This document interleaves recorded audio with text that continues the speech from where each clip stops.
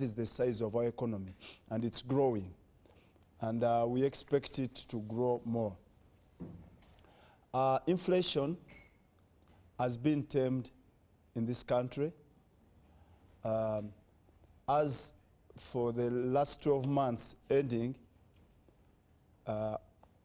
August 2025, inflation was 3.8%.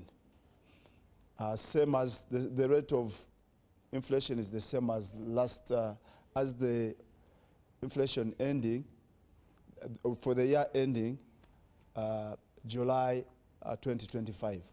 So we are seeing this. This is driven mostly by good weather. So we have we have the food, and the food usually drives a lot of our prices up. There's been a decline in transport costs. Fuel prices have gone down. So we are seeing a very stable economy, and the inflation is below our target of 5%. When we look at the exchange rate, it has actually been also stable for a long time. And the shilling is actually strengthening against the dollar. And for the last month, there was a 0.5% strengthening of the shilling against the dollar, driven by inflows of export receipts, coffee especially, and then the other products we are exporting within the region. We are also getting remittances from abroad. Last year it was $1.4 billion as inflows, which help cushion our reserves.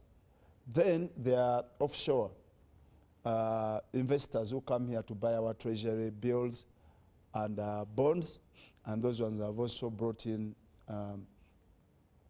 the dollars, so that has strengthened. Of course, the policies, the monetary policies of Bank of Uganda, together with our fiscal policies to ensure that the economy doesn't heat up, have also played a role. We have also seen that the sentiments of doing business in Uganda are very positive. There are so many barometers. I call them barometers, but we call them indices. But they are there to gauge how our economy is performing. And all of them, there are three: Purchasers Managers Index, Composite Index of Economic Activities, and all of them are pointing to positive trend in our economy. Our interventions are also bearing fruit. When you look at our interventions like the parish development model, the funding now is beyond 3 trillion, and we have reached out to more than 3 million beneficiaries, and we are still doing more. On top of that, there is a Myoga, and then there's a Myoga, and then the other wealth funds like the business recovery, small business recovery fund, which is in different banks.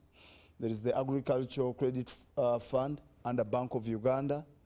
We have the large-scale farmers facility under our government-owned financial institutions.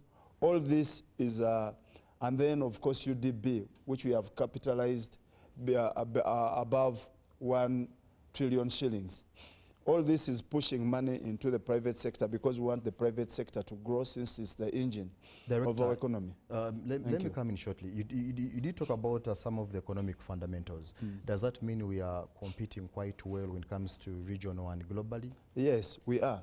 Okay. Actually, when you look, for example, at our currency, for the last 10 years, it has been the most stable currency in Africa. So those fundamentals are very solid. Thank you. All right, Commissioner General. How is URA, when we talk about URA, issues of taxes arise? Of course, recently you remember traders locking part of the shops because of issues here and there, taxes. What is up with the taxes before we go to this domestic revenue, Commissioner? Thank you, Jethro, and our dear listeners and taxpayers, good evening. Thank you for having us on this show. Delighted to be here to speak to our taxpayers and our key stakeholders. Yes, revenue collection has also been growing steadily. In fact, the growth in the last 5 years, when we've been implementing the domestic revenue mobilization strategy, revenue has grown by double digits. The average is about 13% growth. Some years have done better than others. Last year, the growth was 15.8%. That is very good growth. And the years before. So for the last 5 years, our revenue growth has been at least above 12%. And we're on the right course. As the economy grows, the revenue is also growing. The measure that we use mainly to assess the performance of revenue is the tax to GDP ratio. That one has also moved up by 2% in the last 2.3% in the last 5 years also. We moved from 11.9, we are now at 14.2. That's not where we wish to be. We should have moved faster than that. But we have also been preparing how to move much faster. So we predict that in the remaining years to the end of this implementation strategy for domestic mobilization, we should be around 18 or 20% tax to GDP. So there is good progress there. And of course, we want to thank our taxpayers who make this possible, and all our stakeholders, the legislators, the policymakers, like Mr. Kagwa here in Ministry of Finance, that support us to achieve this growth in revenue. And of course, our media partners like UBC. Well, thank you so much. Who promote very good programs like Buza Commissioner, which Buza I just saw when now we have here. you live in the studios.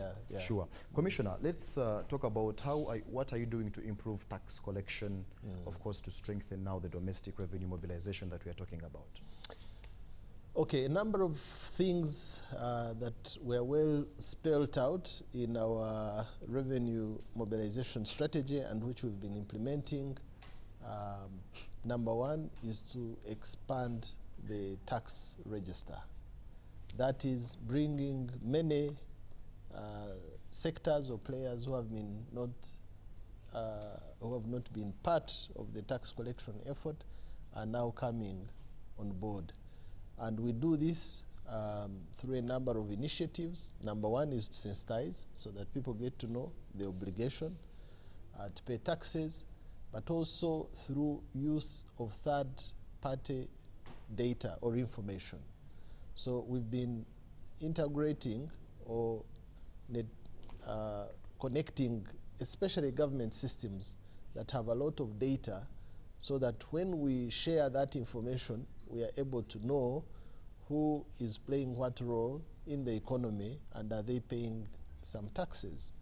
So integration with registers like the company registration register tells us which companies have been registered, and we follow through.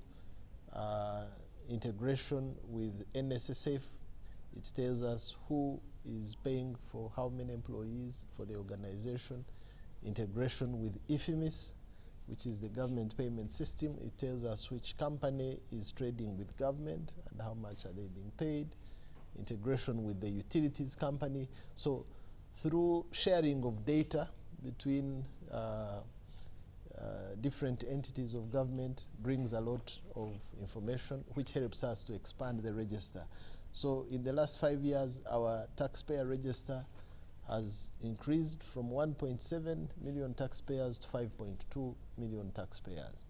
And after we have boarded these new taxpayers, then we sensitize them, train them, assess them so that they start contributing towards the revenue efforts. The other initiative that we are doing is also to skill our staff so that we are able to do the assessments and collection efficiently, more efficiently. And then the other initiatives to automate some of our processes. So we have been on a journey of automation, automating filing of returns, automating payment of taxes, and that is a long path where we continue to improve year in, year out.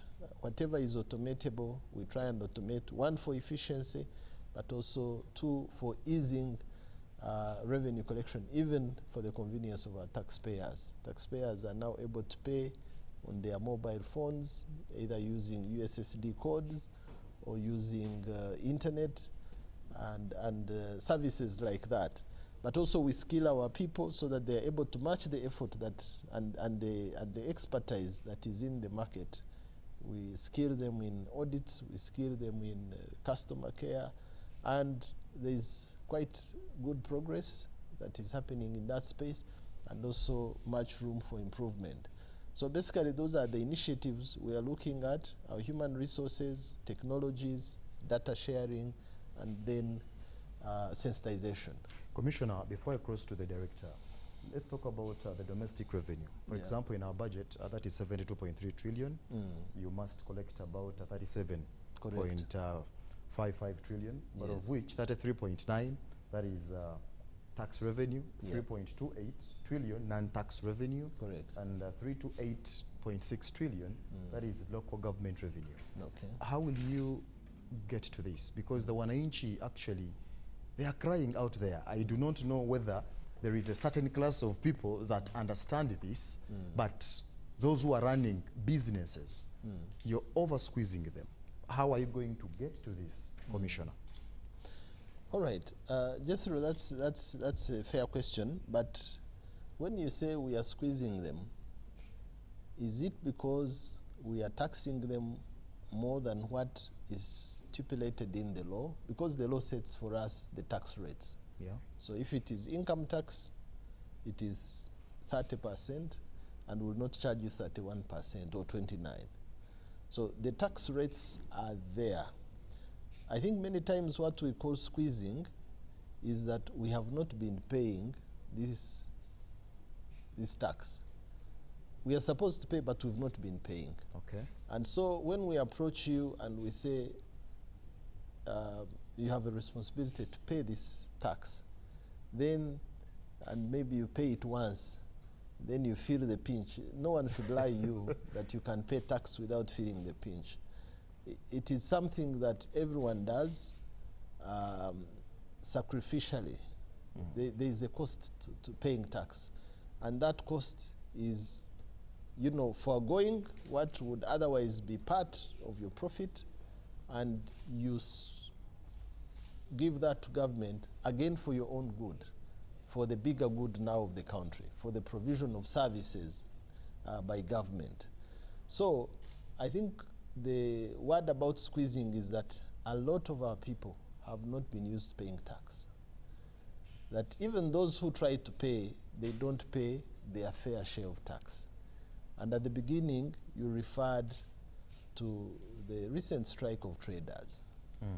You ask these traders, they will tell you they have not been overtaxed anything beyond the rates. But they are saying, we are used to paying taxes this way. So where you now? Yes, where you bring goods worth $50,000 and you declare 20,000 and you get away with it. Now, when we put measures in place that say, okay, if you bring goods worth 50,000, declare the 50. If you don't, we are going to double check and confirm what you've declared is true. Now, that now becomes what they call squeezing. But it's not that we have introduced new taxes. In fact, government has deliberately worked on reducing taxes and avoiding bringing new taxes, at least for the last 5 years. From around the period of COVID, you have had most of the measures that government comes up with every year There's an element of wave of interest, there's an element of wave of this, there's an element of removing this duty, that duty. Last year, the sector that is crying out a lot about taxes is the textile sector. Government reduced the rate of textiles, the specific rate, by $1. Garments from 3.5 to 2.5. Textiles from $3 to $2 per kilogram. But despite that reduction, there is still an outcry about, you know, taxes being too high. And that's the element we should investigate. We are waking up to a new dawn of realizing that as citizens, it is our responsibility to pay taxes for the development of our country. We cannot continue to rely on borrowing, on begging, and we are also reaching a limit of how far we can go with borrowing. So we need to be prepared mentally to sacrifice a little more and pay our fair share of tax so that government is able to run. You mentioned the budget of 72 trillion and domestic revenue will only bring 37. So where will the balance come from? The balance is going to come from borrowing. And I don't think that is a healthy situation. We must work towards self-sufficiency so that when we budget for 72 trillion, we domestically can collect 72 trillion. Plus, that is what many countries who lend to us do. They collect enough for their needs and the balance for lending to those who are interested in borrowing. And of course, they lend to us at an interest. So we must work together towards self-sufficiency as Ugandans. Thank you. Director, let's talk about strategies that government has put in place that will strengthen the domestic revenue mobilization. Thank you, Jethro. As you know, starting this year, we are implementing the National Development Plan 4. And we are starting a journey to move our economy from 50 billion, where it was in 2021, to 500 billion in 2040. And in implementation of the 4th National Development Plan, we have what you call the 10-fold growth strategy. And this is a blueprint for rapidly expanding Uganda's economy in a sustainable and transformative manner. We want to see change in the structure of the economy. And what we are looking at, we have what we have identified as the anchor pillars for this. And looking at all this, the anchor pillars, we must, first of all, as government, make sure that the public projects have a return on investment. 2, that there is competitiveness of the private sector to be able to generate income, and then from that income, we shall also generate revenue. So we have these 4 anchor pillars, what we call the ATMs. You know, when you have an ATM and you go to the bank, you put it in and you get money. So we are going to get money from the ATMs. What are these ATMs? A is agro-industrialization. 2 is tourism development. 3 is mineral development, including oil and gas. And 4 is science, technology, and innovation, including ICT and the creatives. So these 4 sectors are going to propel us forward. And when the economy expands, that means that the base for taxation also does expand. On top of these 4 pillars. We have what we call the enablers. These include security, they could include infrastructure, the railway. You have heard we are investing 2.7 billion euros for the standard gauge railway from Malaba to Kampala. We are looking at the roads to make sure that the roads are motorable and the time is reduced. We are looking at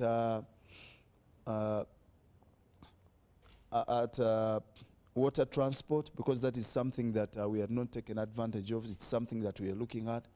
We are looking at human capital development, because when you look at where we are now, for example, exports have increased 4.3, no, sorry, not 4.3. Exports of goods have reached 9.6 billion. But then, when we look at them, though there is a diversification, because the other time, like 10 years ago, coffee used to dominate. 77% of our export was coffee. But it's now down to 19%, because the economy is changing. We have added on tea, coffee, which we used to, cotton, which we used to do in the past. We have added 31 new products that we are exporting. So our economy is changing. However, it's not changing as fast, because the goods that we are still exporting are what you call simple goods. We want to have complex goods, where you add more sophistication. Like, you know, you are exporting telephones, you're exporting other electronics, you're exporting very high value goods. We haven't reached there. So we need human capital development to help us move this agenda forward. And with all this, that's how our revenues are going to grow. We are going to formalize the economy. Because now when you look at the economy, 54% of it is informal. And when you have an informal economy, it's very difficult to tax. But with these developments, the ATMs that we are pushing, the economy is going to get formalized. Right now, we have about 50,000 factories and still counting. And that's a very good thing for the country, that now we have factories. And because factories cannot be informal, they are formal. And they employ people. The people they employ will pay as you earn. They'll pay social security. And then they will also have disposable income to be able to buy the goods and services that are manufactured in the country. Director, talking about the strategies that you've put in place, how do you ensure that there is balance between the revenue mobilization, but of course with ensuring that the taxes do not overburden citizens? Yes. When we look at where we are in our collections, we are collecting 14.3 shillings out of each 100 shillings that is made in this country. So for some countries, you look at Kenya, this is debatable on how much they are collecting, but they may be collecting about 16 shillings on each 100 shillings that is made in the country. You look at Rwanda, they are collecting about 16.5 shillings. Sometimes they say 17 shillings on each 100 shillings that is made in the country. Sub-Saharan countries, on average, collect about 16 shillings on each 100 shillings that is made in that country. So when you look at Uganda, our collections are so low, at 14.3. Now we are going to 14.8 this financial year. So we really need to push up our revenue effort. And people may say that we are hurting them, but you look at what's happening. Countries where we are trying to get aid are collecting between 30 and 40 shillings on each 100 shillings that is made in that country. So when we talk about balancing, think we are doing well in balancing. The rates are not so obnoxious in most of the items that we are actually taxing. We have one standard rate of VAT at 18%. A number of items in this country are actually exempt. When you look at all agricultural inputs, there's no agricultural inputs, be it seedlings, fertilizers, pesticides, they are all exempt. And then when these things are sold on the market, they go to the market, it's also exempt. You get tractors, we are exempting them. You're getting, you're getting sprinklers, all these things are exempt. Medicine is all exempt. So most of the things that actually benefit the poor, health goods are all exempt. Scholastic materials are all exempt. So most of the things that would really hurt the poor so much, and then plant and machinery, because when you want to come and set up here shop, we allow you to bring in your plant and machinery without paying any tax. So all that, as you can see, all those things are geared to make sure that one, we promote production in manufacturing, in agriculture. Two, we are also assisting the people in areas where they spend most. So that's how we are balancing. Thank you. Commissioner, the director has talked about national development plan for, talked about human capital development and a number of aspects that they are putting in place. He talked about also about technology, science and technology, innovations that are coming up. How are you ensuring, as URA, before you go for the break, that people embrace technologies? You did mention about automations that you're doing in URA, but there is that last one inch. How much have you thought about them to ensure that they as well embrace the entire process? Yeah, thank you, Jethro. That's a good question, because technology is as good as or as effective as how us, the users, are able to adapt and apply it. So these solutions that we are bringing from the revenue collection side, we try to simplify the technologies as much as possible so that everybody can use. I'll give you the example of one of the technologies which we introduced a few years ago, called electronic fiscal receipting and invoicing solution. It brought a lot of companies. It caused a bit of storm in the town, but again, when you listen why the resistance, it was not so much about it being complicated. It was about the level of transparency.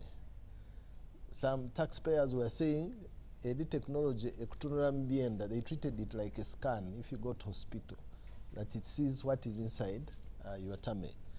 And so that sort of resistance to change is sorted by sensitization, because these technologies have benefits. For example, the key benefits of IFRIS, beyond assessing the right tax, it was also helping businesses to keep record. And a number of businesses do not keep record. So the day you leave your shop, the attendant you leave behind, you are at his mercy whether to declare all that they've sold. But if you made it mandatory that for every sale you must use this electronic receipting system, which is just a click of a button. It's like the way we've learned to use mobile phones. This is technology, by the way. And when these phones had come, maybe some people feared to pick them. They thought they were complicated. But once you get used on how to make a call, how to read a message and send a message, that's it. And that is how simple the technologies for revenue collection are. We simplify them. Commissioner, don't you think the traders, in a minute, just like there is opposition in any government system, usual opposition just keeps you in check. Don't you think the traders downtown really put you on that gunpoint? Because whenever they close their shops, whenever they do whatever they do, us who go down there to see that we have to get a few materials or whatsoever from there, I mean, we can't approach this, we can't get them. So don't you think as URA, there is a loophole somehow, somewhere, because most of the wananchi is actually downtown running businesses? Well, it's a healthy thing. I don't think it even requires a strike. But for any system to improve, you need to get feedback from the users. So when the users say this is complicated, we relook at it.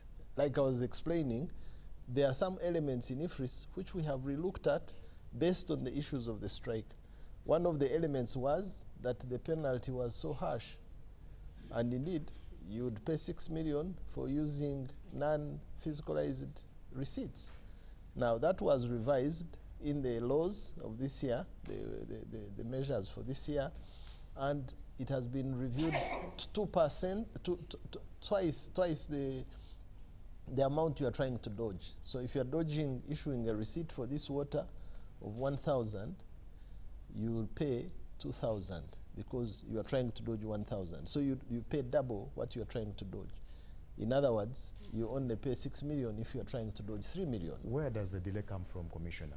By the time those traders strike, then there is something, because they tell us, as journalists anyway, we have written to URA, we've written to the President, we have written to the Prime Minister, but no answers. By the time they strike, there is an issue, Commissioner. Well, strike or no strike, there can be disagreements. I think it is in an ideal world, which does not exist, where we must agree on everything. When there is disagreement, I think the question should be, how best do we resolve our disagreements? Because there is an option of engaging, and by the way, if you speak to those traders, many times when we engage, we concede some ground and we agree on what we can give up and what they can take. But also there is a culture that is coming up very fast of where we don't agree, then we strike. So the strike also has an element of trying to blackmail. It could be two-way. Yeah, it could be two-way. Okay. And of course, as URA, we never strike. We can't say we are going to strike because we've not disagreed, because we've not agreed with the taxpayers. So I really don't encourage the culture of striking. But even when people strike, let's listen to their issues objectively. You'll find that we started our discussion with URA, we had 8 points. Out of the 8 points, the following have been sorted. Now this one thing that, or two, that has not been sorted, it is why we are striking. But also sometimes to justify the cause, then you have to find other reasons. But I can assure you that we've been listening, and when we listen, we adjust. So there was an issue of the platforms being expensive. To go on this system, you must buy a computer, buy this. Then we developed an app that would go on the mobile phone. So now that is resolving the issue of cost. What you could do on your computer, you can also do it on your mobile phone. And it will give you exactly the same service that you would do with a computer. So there's always an element of listening and adjusting. And technology is becoming more affordable as we go ahead. You can apply very good solutions using your phone apps, and that makes it easier for everybody to use and to adopt. Okay, thank you so much, Commissioner. Ladies and gentlemen, the front bench continues, but allow me to take a very short commercial break. I'll return shortly. This is the front bench. In a nation hungry for truth, a world where every story matters, there exists a beacon of trust and reliability. For decades, they've been our voice and our window to the world, holding the mirror of our history. With 4 TV stations and 11 radio channels spanning 27 languages, they stand as guardians of information, defenders of truth. With Mascari Heritage Advantage, they uphold every citizen's right to reliable and free information. Their archived stories shaped our past and illuminate our present. Yet now, as new challenges arise and the world evolves, their mission faces its greatest test yet. Be part of our journey and let's navigate the unknown, uncover the untold, and safeguard our future together. Tune into your public broadcaster, for it is the intersection of trust and truth. Because to UBC, Your story, and every voice matters. UBC, inspiring Uganda. Hello, Kampala, Uganda. In response to the national call of strengthening the traffic security, Good Products Group HGO brand has officially launched the Rider Selection Campaign. Registration is now open. Visit www.riders.hgo.com. Complete your registration now for a chance to win exciting prizes including motorcycles, exclusive HGO gift boxes, and official rider vests, all while promoting safe riding awareness. This is how to participate. Pay the registration fee, invite 3 friends to form a team of 4, and your registration fee will instantly be refunded. Begin your journey of honor today. Don't miss this opportunity. Join the challenge, promote road safety, and become a pioneer rider. For details, visit the official Good Products website at www.hgo.com or call toll-free 0800-335-555 or visit our offices at Kingdom Kampala, 3rd floor to register now and win prizes worth millions. Every Wednesday, live in our studios in the heart of Kampala. We have to change the political culture in this country, really. Who has bewitched Ugandans? I want to assure you, as government, we shall do whatever it takes to ensure that Ugandans are safe. We have conversations that have analysis, explanation. This law society, this union of theirs, because they want a job everywhere, they want to be this, they want to be that, they want... No. We know it's a union. You cannot be making a road, bitumen grade 1, in Congo for 5 billion. But not every truth is fact, and not every fact is truth. The argument that the General Court Martial is responsible for peace and stability is without basis, either in law or in fact. We have been told how Napoleon was a great orator.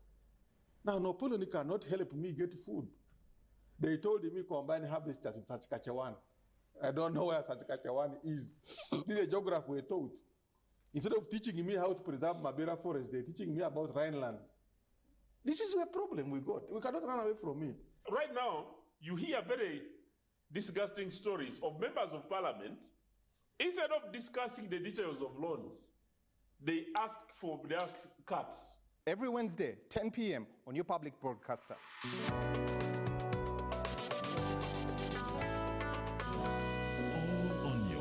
Broadcaster, UBC, inspiring Uganda. Honorable Fred Biamukama, Minister of State for Works and Transport in charge of transport, invites you to the second phase of the 4-acre model campaign in Greater Bunyoro sub-region. The event will take place at Nalweyu Primary School Playground, Behimba Road, on Saturday, 20th September 2025 at 10 a.m. and will be graced by His Excellency President Yoweri Museveni. All residents, civil servants, and leaders from the districts that make up Greater Hoima, Greater Masindi, Greater Chiba, and neighboring areas are encouraged to attend in large numbers. This initiative, led by the President, aims to bring ordinary people into the money economy by showcasing farmers who have succeeded in the 1-acre model, 2-acre model, 3-acre model, and 4-acre model. Join local leaders and residents in learning how small land can be used to enhance food security and socio-economic growth. Don't miss this opportunity to witness the transformative impact on local communities. This is the Front Bench. Welcome back from that short commercial break. The Front Bench continues. Ladies and gentlemen, thank you so much for keeping it UBC. Director, there is a poll question that we did post on our X handle asking how should Uganda boost domestic revenue for sustainable development. And of course, we did put expanding the tax base, cutting government spending, and fight tax evasion. But looking at the votes, cutting government spending has 82%, and expanding tax base and the tax evasion has 9%. Is this possible, Director? That's a very interesting one. I'll start with a saying that don't tax me, don't tax you, don't tax him, tax the guy who is hiding behind this wall. Very few people want to pay tax. So when you bring it and say, which is the better evil? Theoretically, I say I don't want to pay tax. So someone talks about reducing expenditure. When we look at our expenditure as a portion of GDP, it's about 20%, sometimes even less. And that's low by any standards. A lot of countries are spending between 25 to 35% of their GDP. That's the expenditure. And why? Because there are so many things to do. You need to provide security to the country. You need to provide infrastructure. It is very costly. We've been providing about 5 trillion shillings just for road infrastructure. You need to provide health services. You need to provide education, UPE, USE. All these really demand money. And the way we are doing it, that's why we said we have a gap to borrow. And that gap is actually filled by borrowing. Everything, because the revenues are not enough, you resort to borrowing. Where are we now? When you look at borrowing, it's about 116 trillion. So that we do what? Which is about 31.5 billion US dollars. That's what we are borrowing. Is this sustainable? Because you have to pay back. And how are you going to pay back if you are not raising revenue to meet this? I don't know whether people can say we can do away with roads, we can do away with security, we can do away with health, we can do away with internet. Even the internet, we see it here. The backbone, we need it. Electricity. You need to have electricity in this country to be able to run the various factories you have. I'll give an example. One steel factory, fully operational, would require about 200 megawatts if they're starting from iron ore, 200 megawatts. So if we have five big factories, that's 1,000 megawatts gone. What will you have to do? You'll have to look for more money to put up more dams. So that is costly. And it's not that some spending, people may say, well, it's wasteful, but we are trying to really look at the budget and see that we focus whatever we are spending on items that we think are going to grow the economy.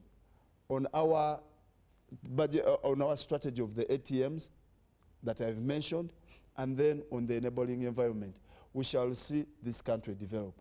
And these expenditures that we've been doing, even though they have been small, but we have seen the benefits that have risen. We have seen real growth coming up from 3.2 to 6.4. That shows that these interventions, the expenditure interventions, are good. So we really need more money. And the only way we can do that is more taxes. Of course, we can fight evasion. We have some estimates on how much evasion is, but it's not very easy to eradicate it because there are so many tricks these people use to evade taxes. We are trying. CG can tell you how much he's trying to really stamp out evasion. But every day we get something new that has coming up. You stop it, it's like a cancer. You stop it and then it's continuing. But that war, we are also not giving up. We are really fighting evasion with the means that we have and with the skills that we do have. Okay, Thank you. Director, one Okware Emmanuel here, still on excise. Cutting government spending is the most practical, less expensive, and less dangerous solution. Many who naively speak of widening the tax base don't give the correct way to do it. Is that so? Not at all. Okay. As I've said, there is no way you are going to reduce that level of expenditure we have and you'll deliver a service. It's as simple as that. And people should compare our expenditure to GDP in this country vis-a-vis other countries, even the countries that our peers were around the same level of development, you will see that they actually spend more than we do. You have heard of people saying, why don't you spend 10% of your budget on agriculture? Why don't you spend 15% of your budget on education? Why don't you spend, because other countries are actually doing that, they are spending that. And we are aspiring to that. But we are saying, yes, we really have these binding constraints we need to address. And you can't address them unless you have money. Before I so, to, yes. to the CG Director, let's talk about reforms that are adopted to ensure that, of course, there is domestic revenue mobilization, but of course putting in mind the current challenging domestic and the global shocks. What we are trying to do, one, is to ensure that there is stability of the tax system and there is certainty, because that's good for business. People want to know that when I come today, this is the tax I'm going to pay. Tomorrow, this is the tax I'm going to pay. And they do plan. So we first of all have to assure them on that. Two, we have designed a tax policy which will show people how we are going to tax them. We didn't have a written down tax policy. We had been like the UK, which has an oral, an unwritten constitution. But now we have put it down and it's before cabinet for discussion. So we have a tax policy. Three, we have a domestic revenue mobilization strategy, which shows exactly how we intend to tax going forward. We look at these things through research. It's not just that we are going to wake up one day and say, let's increase this tax here, let's increase that tax there. We do a research and see the impact. This tax, for example, if we increase the rate or introduce any tax, what will be the impact on business? Will businesses shrink or will they continue? That impact has to be assessed. Two, what is the impact on welfare? Because you don't want to have a tax which is going to hurt the people whom you are collecting this money for. So you have to look at that impact on welfare.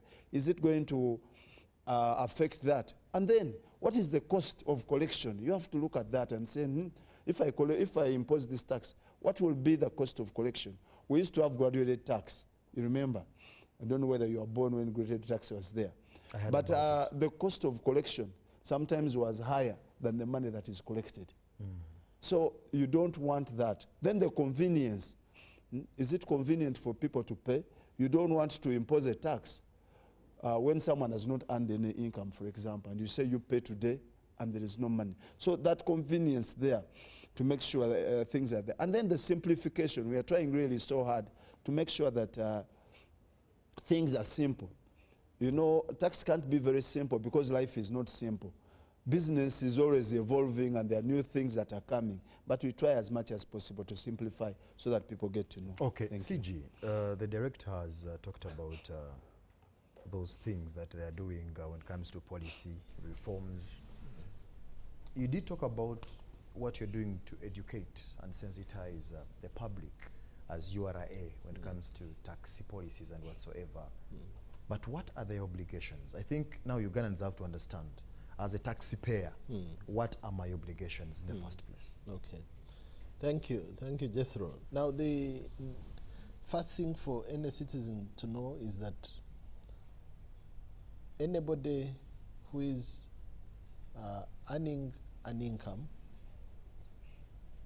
either from employment or from running a business, beyond a certain threshold, because there is an exemption level, there are those incomes that are not being taxed. For salary earners, anybody who is earning a salary, gross salary beyond 235,000 Uganda shillings per month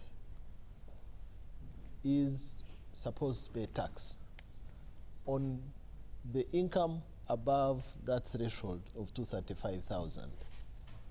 Likewise, anybody who is running a business earning an income beyond that same threshold is also supposed the equivalent of 235, but because you're running a business, maybe it's not done regularly, but at the end of the year, if you're earning more than 2.8, you're also liable to pay tax. So let it sink in our minds as tax residents or citizens of this country that we have an obligation to pay some income tax as long as we are running businesses or having jobs giving us beyond that threshold of 235,000 per month. And the tax system is so fair and progressive. So if you are earning 300,000, which is just slightly above 235, you'll pay 10%. But as you go higher, you'll pay 20, you'll pay 30, and the highest band will pay 40, those who earn 10 millions plus per month.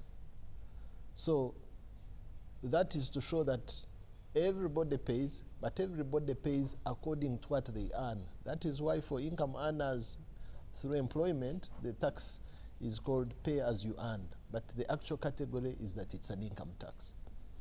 So now, those running businesses, even those running commercial farming, you should be able to do your calculations and pay some income tax on the gross profit you make from your commercial farm. So that is an obligation for all citizens and all tax residents. Now, the other categories of tax are mainly indirect taxes. Income tax is very direct. It is from your income.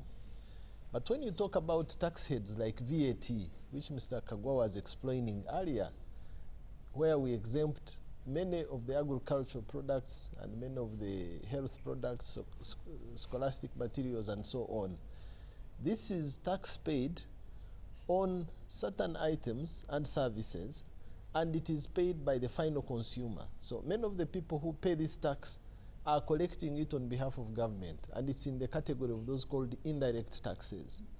So if you're an importer of certain goods, textiles in this country, shoes, whatever it is that you're importing from abroad, when you're bringing in these goods at customs, you pay VAT, which is your VAT input. Now, when you're selling these items, you collect VAT from the one buying from you. And what you pay URA is the difference between the VAT collected at the point of selling and the VAT you paid at the point of importation. That difference is what you pay. So in net effect, you are not paying anything from your business. But your client has paid you VAT, which is slightly higher than the VAT you paid because some value has been added. And then the difference between what you paid after you've recovered what you, between what you paid and what you collected is what you pay as VAT. The same applies to local excise duty. The same applies to the indirect taxes, local excise duty, VAT. Now, so those are the main categories of tax. Now, the indirect tax is income tax. That is what you forego. So, in our tax education, we have structured materials, content to educate our taxpayers so that every taxpayer knows the obligation they have. If I'm in profitable business, earning an income beyond a certain threshold, I have to pay some tax. Commissioner, make me understand, and the wananchi, yes, who is fighting to understand some of these terminologies that you're using. When should a Ugandan, or at what point should a Ugandan start paying tax in the first place? I don't know if it is a clear question. Well, I thought this is what I was explaining. You start paying when you have an income you're earning. Only, in the first place? In the first place. Okay. You have no income, you don't pay tax. Okay. You have a business that is struggling, that is not profitable, you don't pay tax. Okay. You have a job that pays you below the threshold of 235, you don't pay tax. But the moment you earn above the threshold of 235,000 per month, you start thinking about paying tax.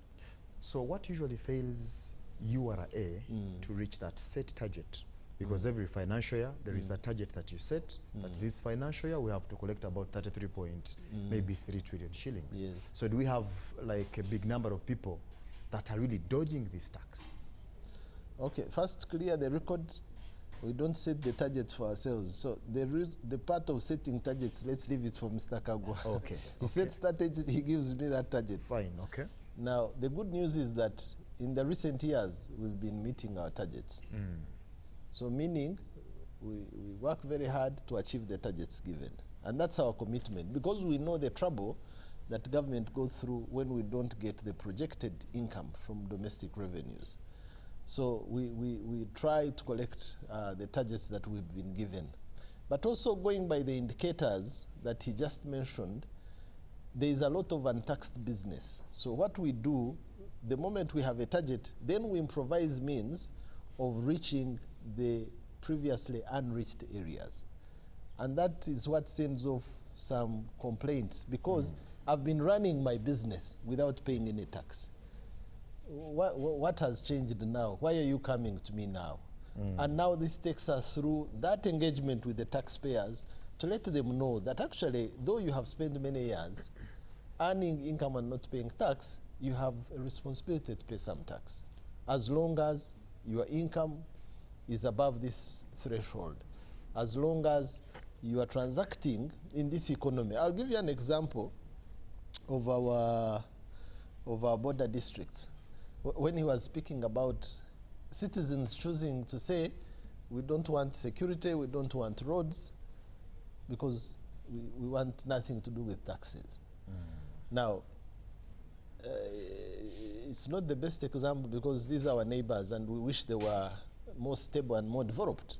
But if I may use it as an example, when you're on our border districts with thousands, with South Sudan, with DRC, there are certain taxpayers in those border districts who are not used to paying any tax. So when we go in as URA and we start to engage them, you know, you are fond of crossing the border to buy cheaper fuel. Now, when you do that, yes, you will enjoy the cheaper fuel because most likely it has not paid tax there. You are killing your own fuel stations here. And if these fuel stations here close, the few jobs they've been providing will go. And also, when that fuel you smuggle from across the border is not available, you'll have no reliable supply of fuel because this petrol station will have closed. So then you explain to them, instead of crossing the border to buy a little fuel at 3,000, part with 4,500 or 5,000 and pay this fuel that has paid tax. So you see, this is the element of the opportunity cost. I can buy cheaper fuel from across, but can I go and live across? No. Why? There is no road, there is no security. I would rather live here where there is peace and there is a road and there is a health service. But then, these do not come at no cost. There has to be some opportunity cost. And that is the sensitization we have to do for our taxpayers. Okay. Director, let's talk about fairness, transparency, and the accountable governance system. How do you rate yourself as the Ministry of Finance when it comes to ensuring that you're fair, you're transparent? Because if we are to effect the mobilization of our domestic revenue, these fundamentals are very key. Thank you. When we talk about fairness, in our language, it means you treat people in like circumstances the same. You don't show bias or favoritism between one person and another. So, when you look at the tax system, let me try to bring out this even fairness is that one, the rules apply to everybody. That's the fairness. And all the taxation is reduced into tax laws which are available to everybody. So you cannot say that Ministry of Finance or URA has a book under the rug which they pull out for some people and it's not shown to other people. That's it. Then we looked at incentives, because a lot of people talk about incentives and say, oh, but the incentives are for foreigners. When you look at the incentives, they are there in the tax books, applying across all the people, whether you're a foreigner or a local. And for a local, whereas a foreigner, for you to be able to access these incentives, your investment must be $10 million. That's what you have to have. Ugandans is 350,000 or 150,000, depending on where you are. If you're up country and you have an investment worth 150,000, then you are entitled to the incentives. So, though that is not very fair for people who are coming in, the foreigners, but we look at it and say, we are not in the same circumstances, so since we can't get access to the same amount of money in the same way. So we try to ensure that at least we have something for the local people. Even when you look at the industrial parks, the Namamve, Kampala Industrial Business Park, you find that it's a mix of foreigners and Ugandans. They are all there. Nobody's saying, but for you Ugandans don't come here, this is for foreigners. No. And you look at the guys with the biggest acreage in Namamve Industrial Park, they are Ugandans. So there is a bit of what you call affirmative action. There's fairness and then there's affirmative action for Ugandans in that regard. Your next part was transparency, accountability. Transparency is ensured that everything you do is put on the table. There's nothing under the table. The laws, whatever we implement it in accordance with the laws which go through cabinet and parliament, which is the people's representative. That's the transparency. And once parliament has passed them, then we implement. So that transparency is there. Then we ensure that we inform the people about what is happening, the changes, and they get to know. They may not agree with everything sometimes. As CG said, you may impose a tax to somebody who has not been paying that tax and they don't feel properly treated, but it's transparent. That is there. The issue, I think we are, and when you look at our budget transparency, in Africa, I think we rank number 2 in budget transparency, below Mauritius. We are very, very transparent. So when you look at that, there's no opaqueness in what we are doing. Then the last one on accountability, that's a tricky issue because a lot of what we call tax morale, rests on what you call accountability. When taxpayers are not happy with what you are doing with their money, they try to resist paying. So how do you ensure that there is accountability? Is that one, you put, first of all, systems in place. Like now we have the integrated financial management system that tracks all the money, where it is going, where the beneficiaries are. Then we also try, every quarter we try to ensure that we collect information on the financial and the physical performance. How have these things happened?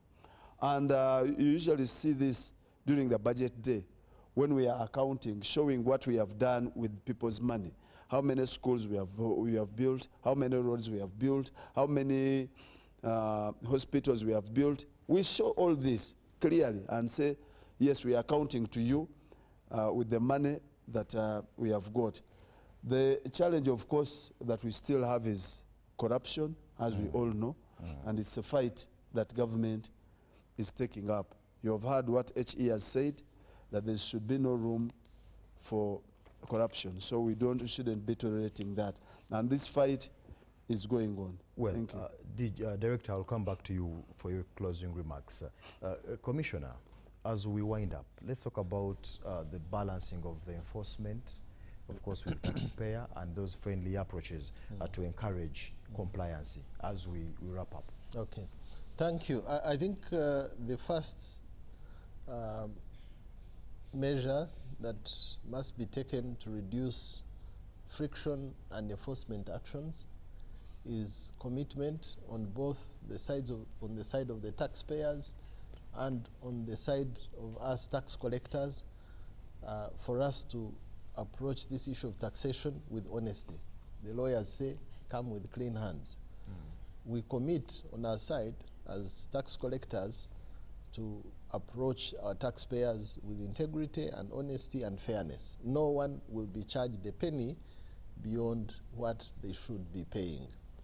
But number two is the use of technology. Technology takes away a lot of friction. Let me give you an example of technologies like IFRIS, how much it goes into removing any unfairness in tax collection.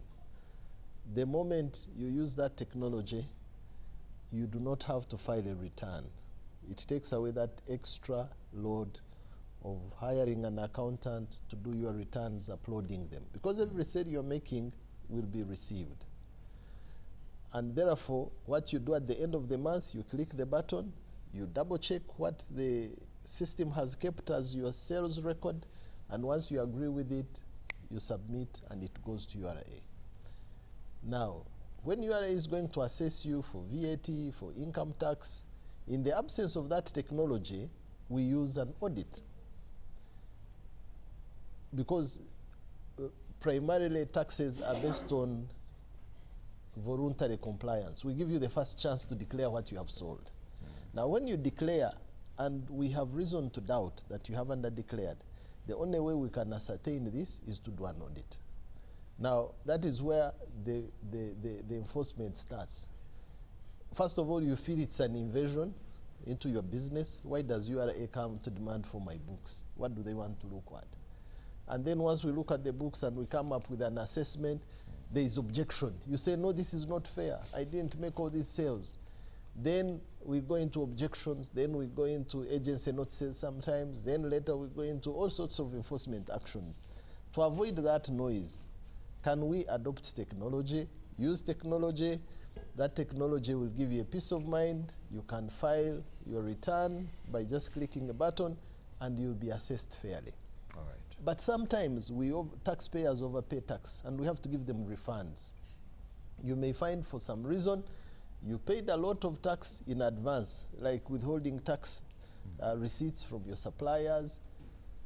By the time you want a refund, if you're using technology, we don't have to do an audit. We will confirm your claim for refund and we'll give it to you. So there is a lot of peace that comes from adoption of technology.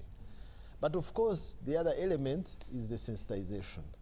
When I'm sensitized on my responsibility as a taxpayer, and also the role of this man who comes to ask for taxes, then I have a better state of mind to receive him. So we see a lot of improvement in taxpayers who are now more receptive to paying taxes or entertaining tax collectors when we approach them asking for taxes. All right. So sensitization is reducing the conflict. And generally speaking, we are adopting the strategy that our taxpayers are our kings. They pay our checks. It is the salaries they pay that develop our country. So we approach them respectfully, and we as much as possible want peace with them. And we ask them to reciprocate this by not running away from us, because there is a history that tells them that a tax collector is an animal. You see him, you take off. Please Our don't time is take running off. out, Commissioner. Yeah. Don't take off. Let's work together. All right, thank you. Director, your last remarks as far as domestic revenue mobilization is concerned in 1 minute. 1 minute. Thank you, Jethro. Just to appeal to Ugandans and all the people who are living in Uganda that we need taxes for national development. Thank you. Thank you so much, Director, Minister of Finance. Thank you so much, Mr. Kagwa Moses. Thank you so much, Commissioner General, for sparing time. I do understand if people are actually sending in questions and comments, Commissioner General, I don't know how much you would have really answered, because people have a lot of burning issues. But I do, in a few seconds, yes, please, because our time is okay. Really, to thank our taxpayers for their great contribution. As I mentioned, the revenue collection has significantly improved because of their sacrifice, and to encourage them to continue doing this, because it's the only way we can develop our country. There is no shortcut. There is no country that has developed out of loans and borrowing. It is domestic revenues, and we are in this together. Your success in your businesses is our success as tax collectors. So let's work together to develop our country. And we are available to engage any day, anytime, sort out any misunderstandings. Instead of striking and throwing stones at each other, let's work together to develop our country. And thank you very much for this platform. Thank you so much, Commissioner General, Mr. John Musenguzi. Ladies and gentlemen, I think you've actually had it from the top guns themselves. When it comes to issues collecting taxes, you've had the Commissioner General. When it comes to economic planning, you've heard from the Director. It is very important. The parting shot is we need to stay committed, we need to embrace that technology, and for us, of course, to reduce on that debt burden that we have, of course, is by giving in that tax. I am Jethro Kaseji. From me and the entire team, it's a good night. Oh, Uganda, may God uphold thee. We lay our future in thy hand. United, free for liberty, together we'll always stand. Oh, Uganda, the land of freedom, our love and labor we give, and with neighbors all at our country's call, in peace and friendship we'll live. Oh, Uganda, the land that feeds us, thy son and fox our soul grown. For our own dear land, we'll always stand. The pile of Africa's crown.